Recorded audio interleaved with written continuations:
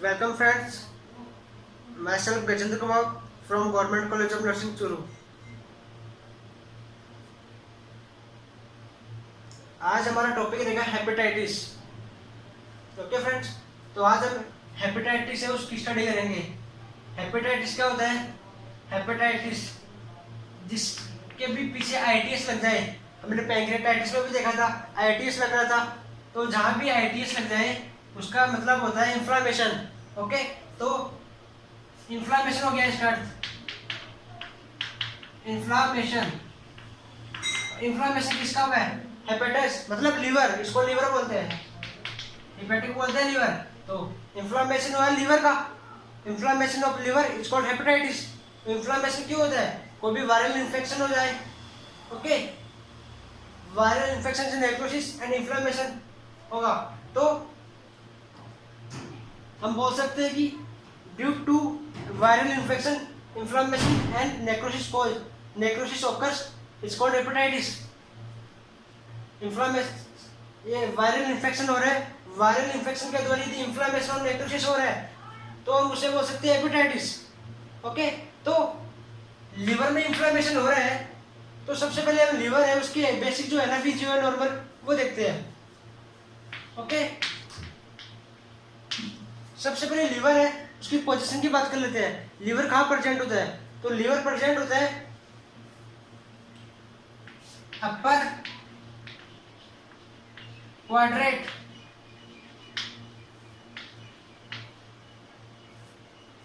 Upper quadrant beneath diaphragm.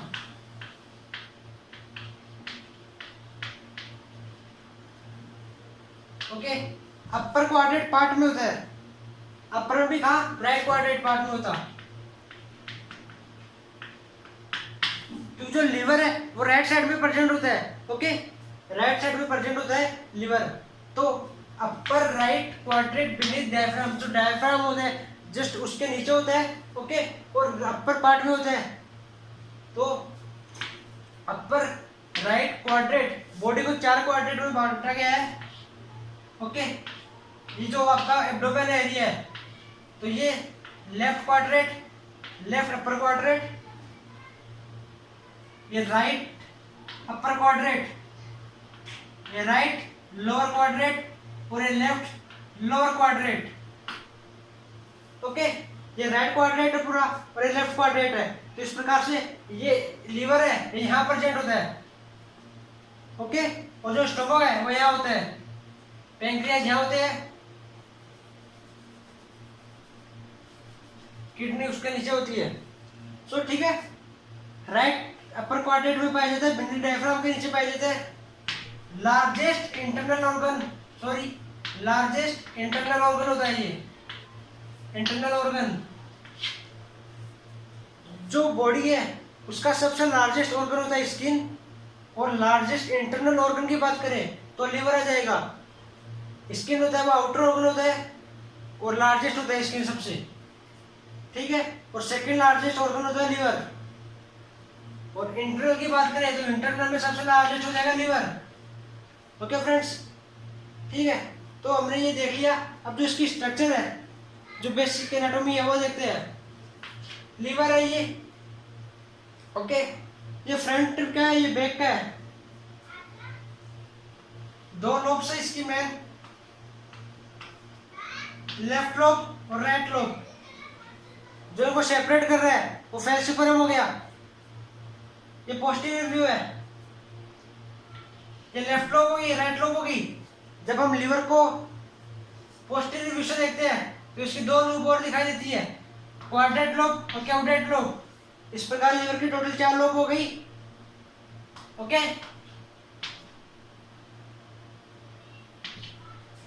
Okay friends, ये liver की जो बेसिक एनाटॉमी है वो देख ली। यहाँ पे गॉल ब्लैडर, ये भी गॉल ब्लैडर। अब जो ये लीवर है उसका सर्कुलेशन देखते हैं। लीवर है इसमें पोर्टल वेन पाई जाती है। पोर्टल वेन क्या करती है, जो इंपेयर ब्लड होता है उसको इंफीरियर वेना केवा में और इंफीरियर वेना केवा से राइट एट्रियम में जो पोर्टल वेन होता है उसमें 5 ऑर्गन्स है और इसका मिला के लिवर को मिला के 6 जो ऑर्गन्स है उसका इम्प्योर ब्लड आता है। कुफर सेल्स पाई जाती है यहाँ पे। कुफर सेल्स होती है फेगोसाइटिक सेल। फेगोसाइटिक सेल होती है जो भी माइक्रो ऑर्गेनिज्म आते हैं उसको डिस्ट्रॉय करने का काम करती है। जो ये स्पेस होता है लिवर के नीचे इसको प्रीसाइडियल स्पेस बोलते हैं। और यहाँ पे हिटोसेल पाई जाती है। हिटोसेल क्या करती है, विटामिन ए है उसका स्टोरेज का काम करती है। और बाहर निकलती है पोर्टल आर्टरी। पोर्टल आर्टरी का दूसरा नाम है हेपेटिक आर्टरी। ओके, तो हमें क्या याद रखना है यहाँ पे कि कुफर सेल्स है वो फेगोसाइट का काम कर रही है और जो हिटोसेल्स है वो विटामिन ए का स्टोरेज करती है। कहाँ पाई जाती है, प्रीसाइडियल स्पेस में पाई जाती है। तो हम बात करें थी पोर्टल वेन की, तो इसमें पोर्टल सर्कुलेशन पाई जाता है क्योंकि जब pancreas, stomach, small intestine, large intestine और स्प्लीन जब इनका इम्प्योर ब्लड आता है, पोर्टल वेन इनका इम्प्योर ब्लड लेके आती है, एब्डोमेन में आती है, तो सबसे पहले ये लीवर के पास आएगी, उसके बाद में इंफीरियर वेना के पास आएगी। ये लीवर के पास क्यों आती है पोर्टल वेन, क्योंकि जब लीवर के पास आती है तो ये जो वेन के अंदर जो इंपॉर्टेंट कंटेंट्स है, सेलुलर कंटेंट्स पाए जाते हैं वेन में भी, तो लीवर क्या है उनको यूटिलाइज करने का काम करता है।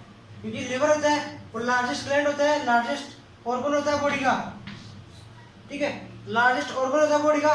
तो ये इसकी जो ब्लड सप्लाई है वो भी मैक्सिमम रहेगी, उसको न्यूट्रिएंट्स है वो भी ज्यादा चाहिए। ओके, तो जो पोर्टल वेन है, वेन से भी ये न्यूट्रिएंट्स है, जो कंटेंट्स है वो यूज में लेता है, उसको यूटिलाइज करता है। ये हमने देख लिया नॉर्मल। अब जो पोर्टल सर्कुलेशन की बात करते हैं उसमें कौन कौन सी वेन आती है, उसमें आती है गैस्ट्रिक वेन आती है स्टमक वाली। ओके, स्प्लेनिक वेन आती है, एक इंफीरियर मेजेंट्रिक वेन आती है, एक सुपीरियर मेजेंट्रिक वेन आती है। यदि बात करें स्प्लेनिक वेन, स्प्लेनिक वेन आती है सिस्टिक वेन। सिस्टिक वेन होती है गॉल ब्लैडर की। स्प्लेनिक वेन होती है स्प्लीन और पेंक्रियास दोनों की होती है।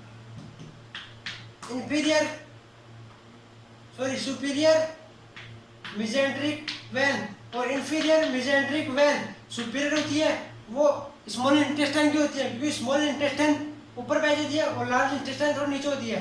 तो इंफीरियर मेजेंट्रिक वेन है वो लार्ज इंटेस्टाइन की हो गई।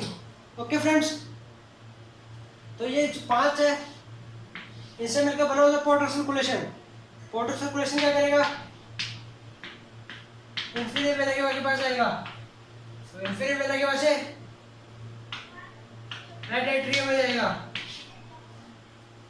ये पोर्टल सर्कुलेशन है, ये पूरा मिला के लीवर के पास आते हैं और लीवर है अपना भी इम्प्योर ब्लड डालता है और इसमें से जो कंटेंट्स है उसको यूटिलाइज करेगा। फिर ये जाएगा इंफीरियर वेना के पास और इंफीरियर वेना के बाद में राइट एट्रियम में जाएगा और राइट एट्रियम के बाद में लंग्स में जाएगा। लंग्स में इम्प्योर ब्लड है वो प्योर ब्लड में कन्वर्ट हो जाएगा, बिकॉज ऑफ जो CO2 है वो रिमूव हो जाएगी और O2 सब्सटेंस है वो रहेंगी केवल। ओके फ्रेंड्स, तो इस प्रकार से ये कंप्लीट हो गया। जो नॉर्मल एनाटॉमी फिजियोलॉजी है वो कंप्लीट है। अब हम लीवर के फंक्शंस की बात करते हैं। तो अब हम लीवर के फंक्शंस है उनकी बात करेंगे। तो लीवर का जो फंक्शंस है उसमें पहला देखिए स्टोरेज। जो लीवर है वो ब्लड का स्टोरेज करता है, ब्लड जो प्रोटीन होती है सॉरी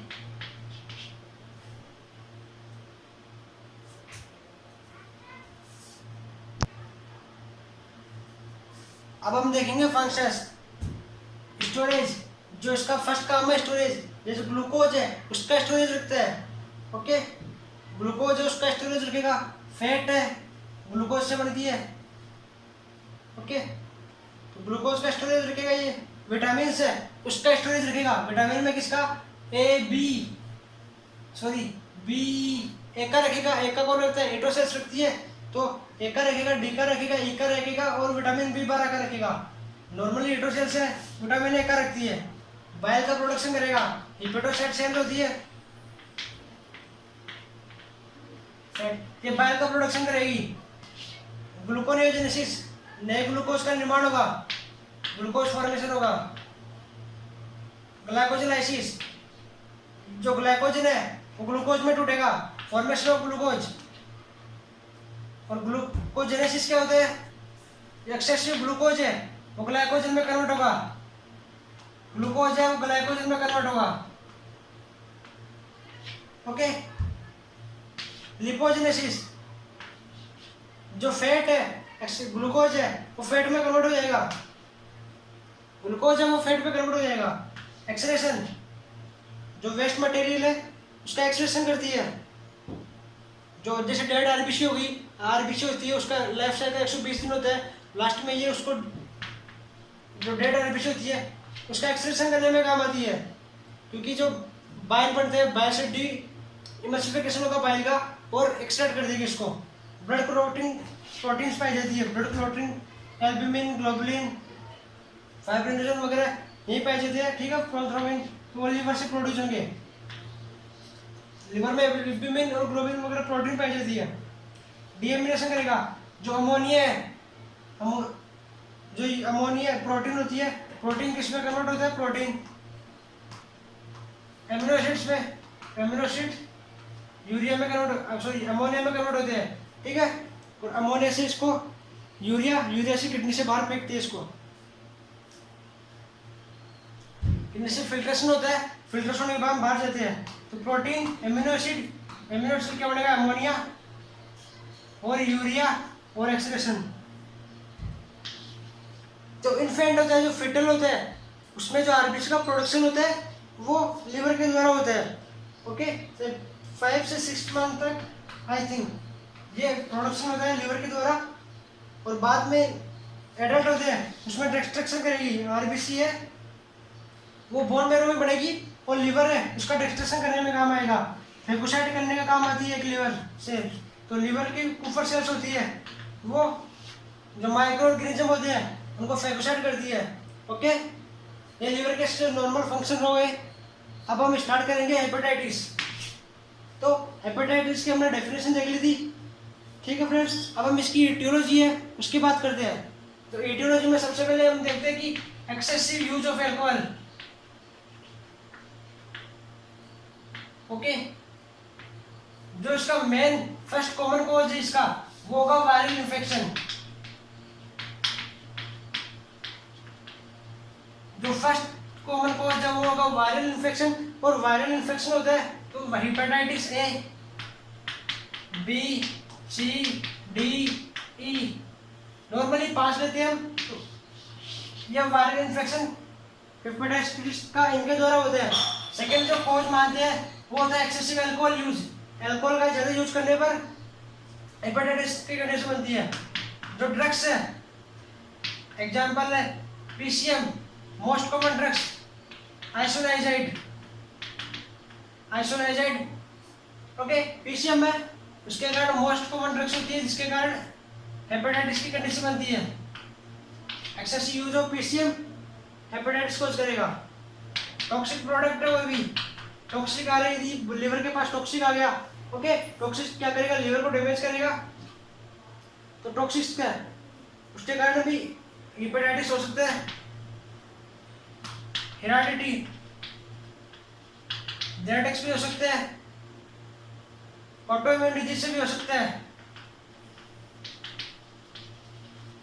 ऑटोइम्यून डिजीज से नॉर्मल जो कॉज है, रिस्क फैक्टर है, इटियोलॉजी है वो हमने देख ली। अब हम पैथोफिजियोलॉजी की बात करेंगे। पैथोफिजियोलॉजी से पूरा समझ में आ जाएगा कि क्या है ये हेपेटाइटिस। ओके फ्रेंड्स, तो हम पैथोफिजियोलॉजी वो स्टार्ट करते हैं अब।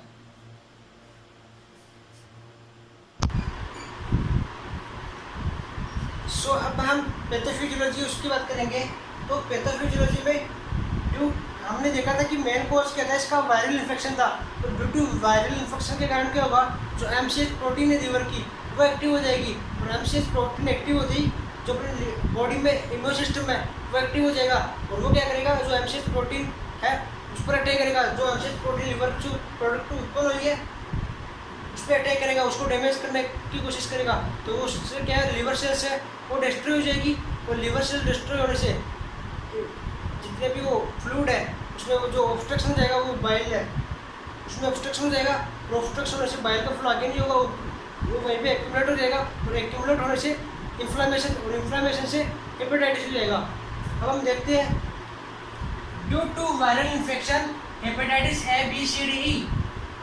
जो भी वायरल इन्फेक्शन होगा वो वायरल इन्फेक्शन से क्या होगा, liver cells produce MCS protein, MCS first protein produce करते हैं liver.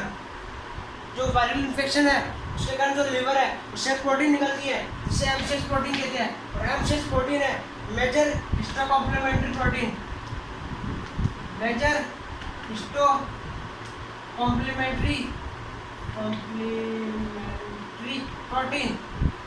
Major histo complementary protein ये होगी तो हमारा शरीर का जो इम्यून सिस्टम है वो एक्टिव हो जाएगा और टी लिम्फोसाइट और CD8 सेल है किलर सेल्स वो एक्टिव हो जाएगी, become active against MCS protein. तो एमसीएस प्रोटीन है इसके खिलाफ जो इम्यून सिस्टम है वो एक्टिव हो जाएगा। ओके, तो इम्यून सिस्टम क्या करेगा, the killer cells and T lymphocyte started to damage the liver cells. ये जो लिवर सेल्स है उसको डैमेज करना स्टार्ट करेगा क्योंकि ये एमसीएस प्रोटीन है, जो प्रोडक्ट उत्पन्न होगी प्रोडक्शन होगा इसका। तो द किलर सेल्स या T lymphocyte started to damage liver cells due to destruction. Liver cells से due to destruction of liver cells का डिस्ट्रक्शन होगा तो obstruction in bile flow and blood circulation. Liver का cell से उसका destruction हो गया तो बाइल है उसका आगे फ्लो नहीं हो पाएगा। ओके, बाइल का आगे फ्लो नहीं हो पाएगा तो ब्लड है उसका सर्कुलेशन भी रुक जाएगा। फ्लूइड है लिवर में एक्यूमुलेट हो गया, वहीं पे एक्यूमुलेट हो गया, जो भी फ्लूइड है लिवर के अंदर वो वही जो बाइल है उसका एक्यूमुलेट वहीं हो गया और इन्फ्लामेशन हो जाएगा लिवर में, इन्फ्लामेशन होने से हेपेटाइटिस। सो हमने बताया कि जो भी इन्फेक्शन है वायरल इन्फेक्शन है वो क्या करेगा, अपनी बॉडी में एंटर करेगा और लिवर सेल से वो एमसीएस प्रोटीन है वो प्रोडक्ट कर देगी। ठीक है, एमसीएस प्रोटीन का प्रोडक्शन हो गया तो हमारा शरीर का जो इम्यून सिस्टम है वो एक्टिव हो जाएगा और इम्यून सिस्टम एक्टिव हो गया तो वो CD सेल्स है, CD8 cells, killer cells, T lymphocyte वो जो एमसीएस प्रोटीन या ये तो इन लिवर सेल्स को नष्ट करेगा। ओके, लिवर सेल नष्ट हो गई तो ऑब्स्ट्रक्शन हो जाएगा, ऑब्स्ट्रक्शन हो जाएगा वे में तो जो बाइल है वो आगे फ्लो नहीं हो पाएगा और बाइल और ब्लड है उसका एक्यूमुलेट हो जाएगा और एक्यूमुलेट होने से इन्फ्लेमेशन हो गया और हेपेटाइटिस हो गया। बाकी आप पैथोफिजियोलॉजी बोर्ड पर देख सकते हैं।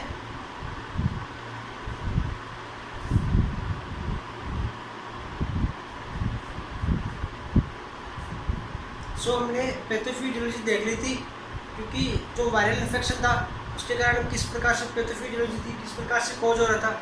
अब हमने देखा था कि जो ड्रग्स है वो भी पीसीएम थी, मोस्ट कॉमन ड्रग्स, वो हेपेटाइटिस कॉज कर रही थी। अब वो कैसे हेपेटाइटिस कॉज करती है वो देखते हैं हम। ठीक है, नॉर्मली बेसिक समझा देता हूँ मैं। जब हम पैरासीटामोल इंटेक करते हैं तो उसका लिवर मेटाबॉलिज्म करता है और जब लिवर मेटाबॉलिज्म करेगा तो NAPQI बनेगा, एन एसिटिल पैराबेंजोक्विन इमीन, ये बनाएगा उसका। ठीक है, अब क्या है जो लिवर सेल्स होती है वहाँ पे ग्लूकाथायोन पड़ जाए, स्मॉल अमाउंट में ग्लूकाथायोन होता है। ग्लूकाथायोन क्या करता है, जो NAPQI बना है उसको डैमेज कर देगा, उसको डिस्ट्रॉय कर देगा। ठीक है, नॉर्मल कंडीशन में होता है। जब हम एक्सेसिव यूज लेंगे उसका पीसीएम का तो एक्सेसिव अमाउंट में NAPQI बनेगा, एन एसिटिल पैराबेंजोक्विन इमीन, ये एक्सेसिव अमाउंट में बनेगा और हमारी बॉडी है उसके पास इतना ग्लूकाथायोन नहीं है जो उसको नष्ट कर दे, उसको रिमूव कर दे। ओके, हमारी बॉडी के पास इतना ग्लूकाथायोन नहीं है लिवर के पास कि इसको रिमूव कर दे, तो एक्सेसिव हो जाएगा NAPQI का लेवल। तो वो क्या करेगा, जो लिवर सेल्स है उसको डिस्ट्रॉय करेगा, तो लिवर सेल को डिस्ट्रॉय करेगा तो ऑब्स्ट्रक्शन है वो कम हो जाएगा, ऑब्स्ट्रक्शन हो जाएगा। ऑब्स्ट्रक्शन होने से जो बाइल और ब्लड का फ्लो है वो नहीं हो पाएगा और एक्यूमुलेट फ्लूइड का एक्यूमुलेशन हो जाएगा और इन्फ्लेमेशन हो जाएगा और हेपेटाइटिस कॉज कर देगा। ओके, अब हम देखते हैं आफ्टर इनटेक पीसीएम, पैरासीटामोल को इनटेक करने के बाद मेटाबॉलिज्म लिवर में होता है। So liver enzyme convert PCM into NAPQI, N acetyl parabenzoquinone imine. Okay, so liver contains some amount of glutathione, glutathione है उसका सम अमाउंट होता है। ग्लूकाथायोन का काम क्या है, जो NAPQI है उसको रिमूव करना, ग्लूकाथायोन रिमूव NaPQI बिकॉज ये टॉक्सिक प्रोडक्ट है। एक्सेसिव डोज ऑफ PCM, ये तो नॉर्मल कंडीशन में होता है, बट एक्सेसिव डोज ले ली हमने। Excessive dose of PCM liver produce एक्सेशन, लीवर प्रोड्यूस करता है एक्सेसिव NaPQI। ओके, तो liver cells can not able to accept, liver cells है उसको एक्सेप्ट बाहर निकालने में पॉसिबिलिटी नहीं है। लीवर सेल्स कैन नॉट, क्षमता नहीं उनकी able to accept the NaPQI, जो एक्सेसिव अमाउंट में NaPQI बने वो नहीं बाहर निकाल सकते, क्योंकि ग्लूकाथायोन है वो नहीं है हमारे पास इतना। तो ये डैमेज कर देगा लीवर सेल्स को, ऑब्स्ट्रक्शन हो जाएगा बाइल फ्लो में और ब्लड फ्लो में, फ्लूइड एक्यूमुलेशन हो जाएगा, और फ्लूइड एक्यूमुलेशन होगा तो इन्फ्लेमेशन हो जाएगा और हेपेटाइटिस को कॉज कर देगा। ओके फ्रेंड्स, तो हमने PCM से भी देख ली पैथोफिजियोलॉजी, और हमने वायरल इन्फेक्शन था उससे भी पैथोफिजियोलॉजी देख ली थी। अब हम बात करेंगे जो साइंस और सिम्टम है उनकी। ओके, ठीक है, क्या आप नोट कर लो।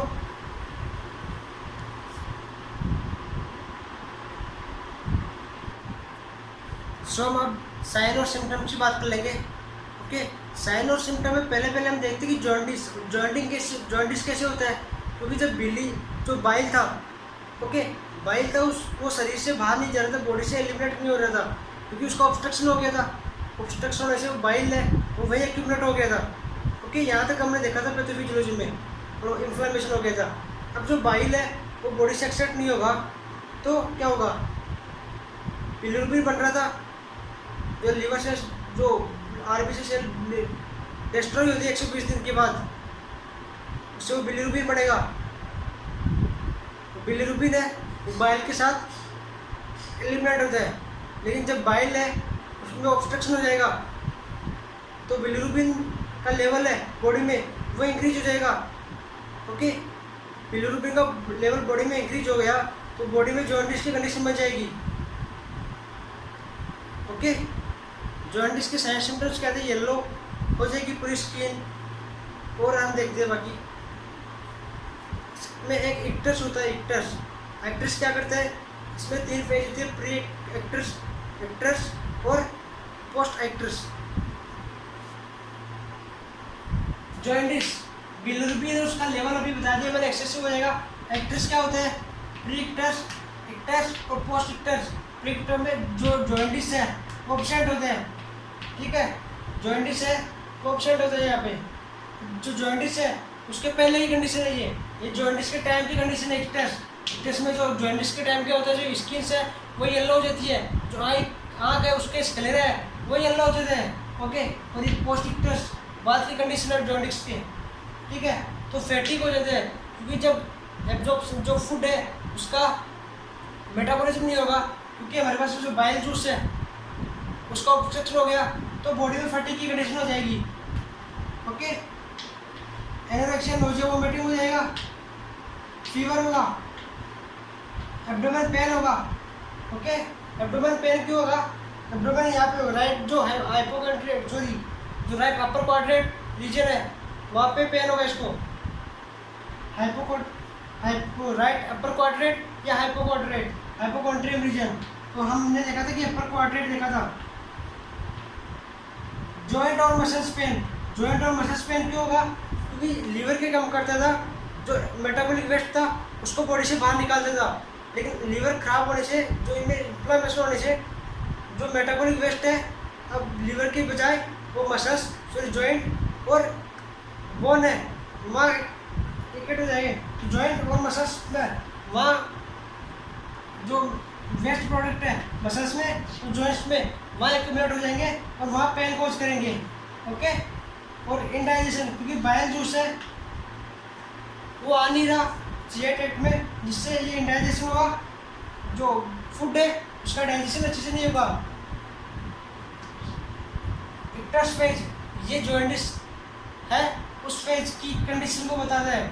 उस टाइम पे क्या होता है, जो येलो हो जाती है हमारी स्किन और आई का स्क्लेरा है वो येलो हो जाएगा, स्किन से पूरी येलो हो जाएगी, और जो यूरिन है उसका कलर भी येलो हो जाएगा ड्यू टू बिलिरुबिन होता है इसमें, उसके कारण। और जो स्टूल है, स्टूल का कलर होगा डार्क कलर होगा, स्टूल का कलर होगा डार्क क्ले कलर स्टूल होगा।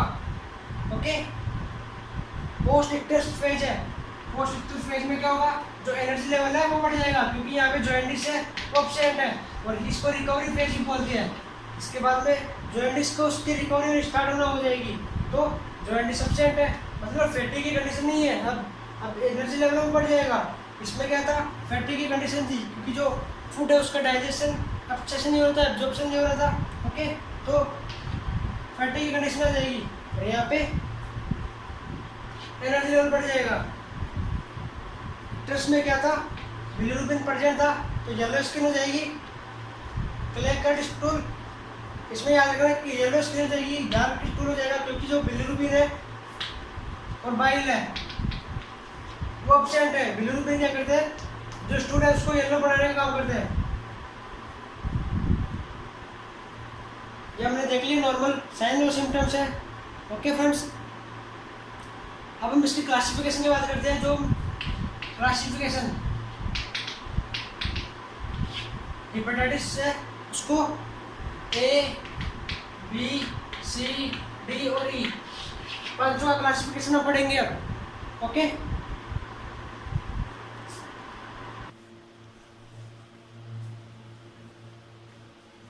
अब हम जो इसकी क्लासिफिकेशन है उसकी बात करेंगे। ठीक है, कितने प्रकार का होता है, 5 प्रकार का होता है। स्टार्टिंग में बताया था ए, बी, सी, डी, ई 5 प्रकार का होता है।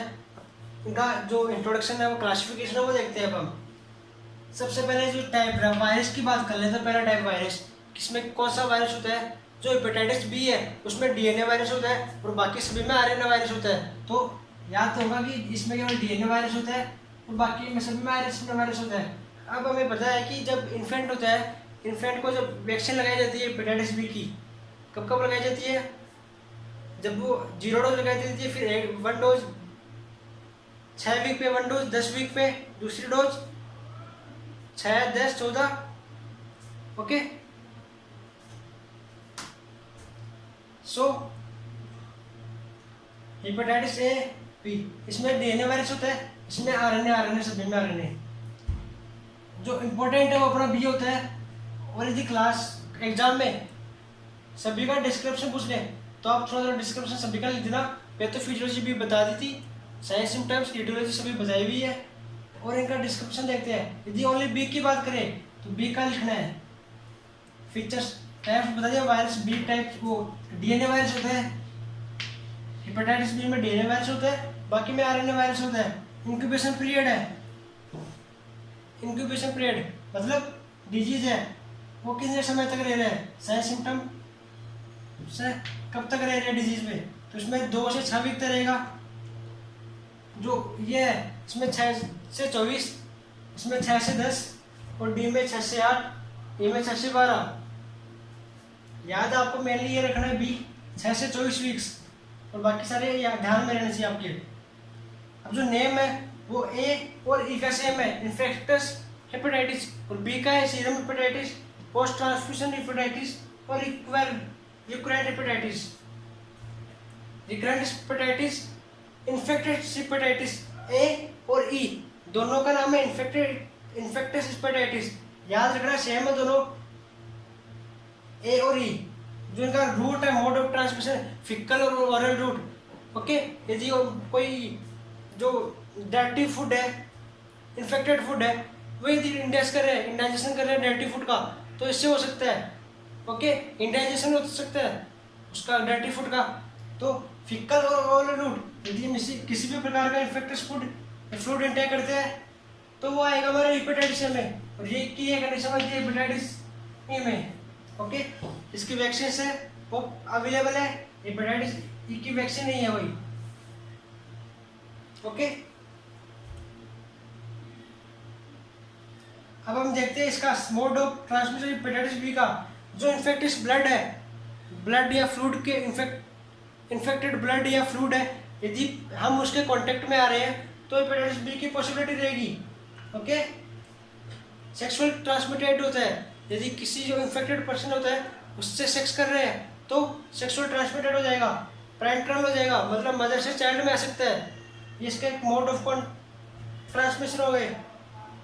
जो हॉस्पिटल वर्कर्स है उसमें हेपेटाइटिस सी की पॉसिबिलिटी होती है, क्योंकि जो इंस्ट्रूमेंट होते हैं यदि वो हेपेटाइटिस पेशेंट के कांटेक्ट में आ गए, ओके, तो हेपेटाइटिस सी हो सकता है। जो भी इंस्ट्रूमेंट है, सर्जिकल इंस्ट्रूमेंट्स है, वो यदि हेपेटाइटिस पेशेंट का कंसल्ट में आ गए तो इन्फेक्टियस इंस्ट्रूमेंट है उनसे हो सकता है। टैटू फॉर्मेशन करवा रहे हैं और वो किसी हेपेटाइटिस के पर्सन का किया हुआ है पहले, तो टैटू फॉर्मेशन से हो सकता है। और सेक्सुअल पार्टनर है इन्फेक्टेड है सेक्स, तो सेक्सुअल ट्रांसमिटेड हो सकता है। बी है वो बी की तरह है, infected by fluid, blood contaminated fluid और ब्लड होता है उसके द्वारा। और ए है फिकल और ओरल रूट के द्वारा होता है। ओके फ्रेंड्स, इसके बाद हम डायग्नोसिस है उसके बाद करेंगे, ये आप देख लो और अच्छे से याद करना है इसको। जो इसमें हेपेटाइटिस बी है वो इम्पोर्टेंट ज्यादा रहता है।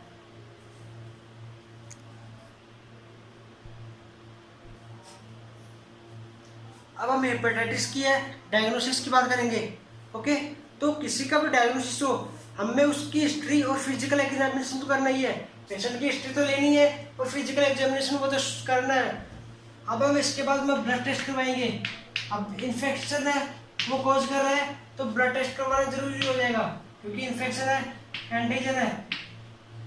ओके, एंटीजन बॉडी में एंटर करेगा, इसके खिलाफ इम्यून सिस्टम ऑफ एंटीबॉडी जारी करेगा। ओके, तो हम देखते हैं एंटीबॉडी है उसका लेवल, जो आईजीएम एंटीबॉडी है उसका लेवल बढ़ जाएगा। ओके, आईजीएम का लेवल बढ़ जाएगा, इससे डिटेक्ट कर सकते हैं हम कि हेपेटाइटिस है पेशेंट को। ओके, जो ब्लड टेस्ट है वो स्पेशली हेपेटाइटिस बी के लिए किया जाता है। इसके बाद में देखते हैं हम लीवर बायोप्सी। जो लीवर के जो टिश्यू है उसके एग्जामिनेशन करवाएंगे। पेशेंट क्या, डॉक्टर क्या करेगा, पेशेंट है उसको राइट लेटरल पोजीशन में सुला देगा, राइट लेटरल पोजीशन में सुला देगा और निडल डालेगा लीवर में, और जो वहाँ की टिश्यू है वो निडल के थ्रू बाहर निकालेगा और उसका लैब में एग्जामिनेशन करेगा और वहाँ से पता चल जाएगा कि पेशेंट को हेपेटाइटिस है या नहीं है। ओके, इसके बाद में हम हमारे करा सकते हैं और सीटी स्कैन। ये हमारे सीटी स्कैन, अल्ट्रासाउंड, ये पेशेंट को क्यों करवाएंगे, क्योंकि ये क्या करते हैं, जो इमेज है जिस भी ऑर्गन की इमेज होती है तो उसका क्लियर भी दे देंगे।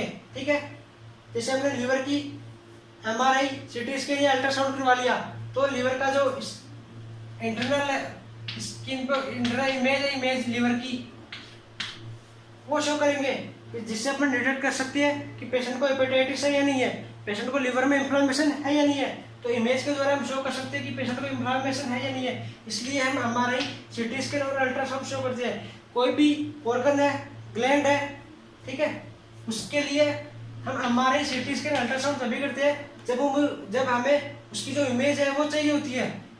और जब ऑर्गन या ग्लैंड की इमेज हमारे सामने होगी तो हम डिटेक्ट कर सकते हैं कि पेशेंट को कौन सा डिजीज है। ओके, सो अब हम लीवर फंक्शन टेस्ट करवाएंगे पेशेंट का। लीवर फंक्शन टेस्ट क्यों करवाएंगे कि फंक्शन है लीवर के वो प्रॉपर है या नहीं है। ओके, ठीक है, तो हेपेटाइटिस सेल क्या करता था, बाइल का फॉर्मेशन करता था, बाइल का ऑब्स्ट्रक्शन हो गया। ओके, बाइल का ऑब्स्ट्रक्शन होने से बाइल भाग एक्टिवेट हो गया। इससे हम चेक करवा सकते हैं एसजीपीटी और एसजीओटी, उनका लेवल है वो हम चेक करवाएंगे। ये लीवर फंक्शन टेस्ट में आ गया। इसके बाद हम मैनेजमेंट की बात करते हैं।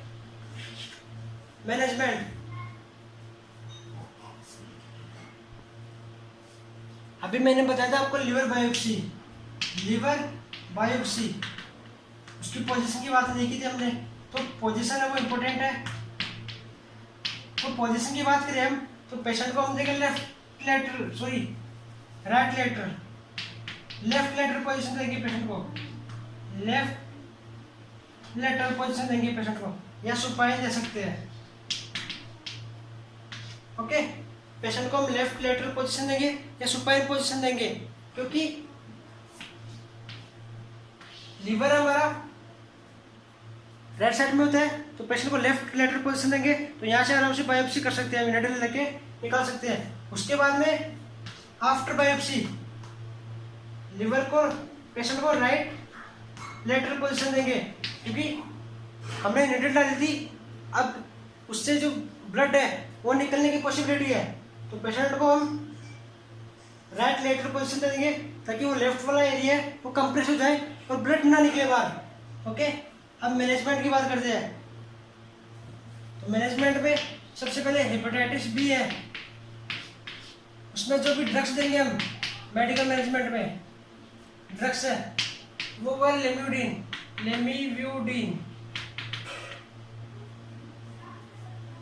लेमिव्यूडिन जो ड्रग्स है एंटीवायरल ड्रग्स होती है, जो हेपेटाइटिस के लिए हेपेटाइटिस है, उसके क्रोनिक हेपेटाइटिस है उसके लिए यूज में ली जाती है, जो वायरल है उसको नष्ट करेगी।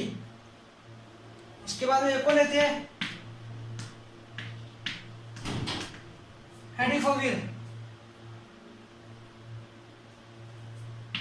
ये भी एंटीवायरल ड्रग्स है।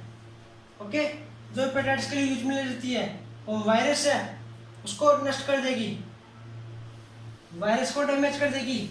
ओके, हेपेटाइटिस सी है उसके लिए कॉम्बिनेशन की ड्रग्स है इनकी पेंजिट्रोफेन।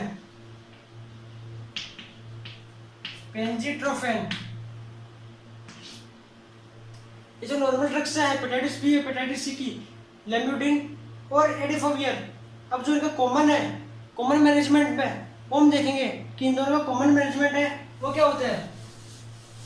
जितने भी हेपेटाइटिस है ए बी सी डी सभी का कॉमन मैनेजमेंट यही है। आप देखो इधर हैंड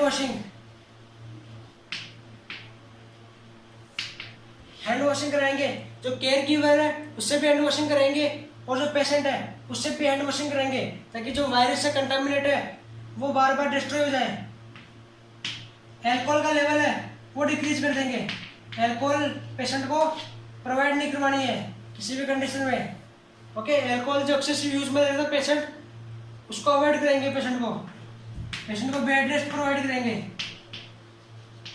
बेड रेस्ट पेशेंट को वो प्रोवाइड करेंगे। सेक्सुअल कॉन्टैक्ट है वो नहीं करवाएंगे, सेक्सुअल कॉन्टैक्ट करवा रहे हैं यदि पेशेंट तो बैरियर यूज लेना है, बैरियर में सबसे अच्छा है कॉन्डोम। ये पेशेंट को बैरियर यूज में लेना है। ओके, यदि सेक्सुअल कॉन्टैक्ट में आ रहा है पेशेंट तो बैरियर यूज में लेना है। इसके बाद में H2 रिसेप्टर ब्लॉकर्स यूज में ले सकते हैं। H2 रिसेप्टर ब्लॉकर्स क्या कर सकते हैं, एसिड को रिमूव कर देंगे। ओके, इसमें हमारे ड्रग्स ऑफ चॉइस है निजाडेटिन,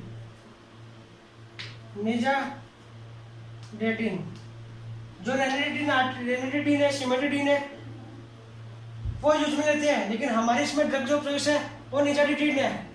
निजाटेडिन, सिमेटिडिन, निजाटेडिन, फॉर्मेटिडिन और रेनिडेटिन, इसके H2 ब्लॉकर्स है उसमें आती है। जो पेप्टिक अल्सर होता है उसमें आता है प्रोटॉन पंप इनहिबिटर और H2 ब्लॉकर्स में हम देख लेंगे, आगे देख लेंगे सिमेटिडिन, फॉर्मेटिडिन, रेनिडेटिन, और जो प्रोटॉन पंप है उसमें पेंटोप्राजोल, ओमेप्रोजोल ये ड्रग्स है।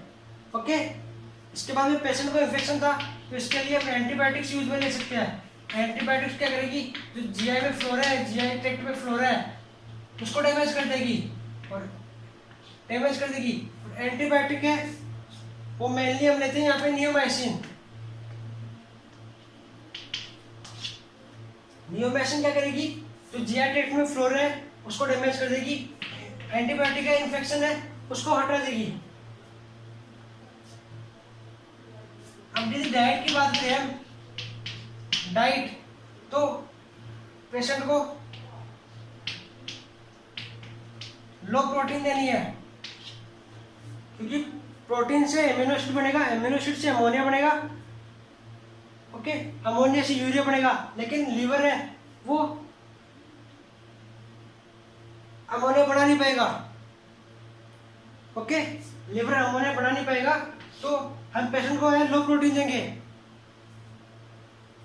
क्योंकि हमारे बॉडी में जब प्रोटीन एंटर हुई तो अमोनिया में कन्वर्ट होगी। अमोनिया तो कन्वर्ट तो हो गई, लेकिन लीवर क्या करता था, लीवर अमोनिया का डिटॉक्सिफिकेशन करता था।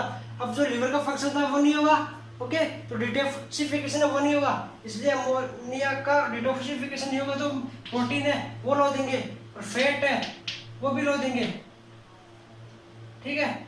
और हम हाई अमाउंट में देंगे कार्बोहाइड्रेट, पेशेंट को ज्यादा अमाउंट में देंगे कार्बोहाइड्रेट। इसके बाद जो जूस है या फ्लूइड है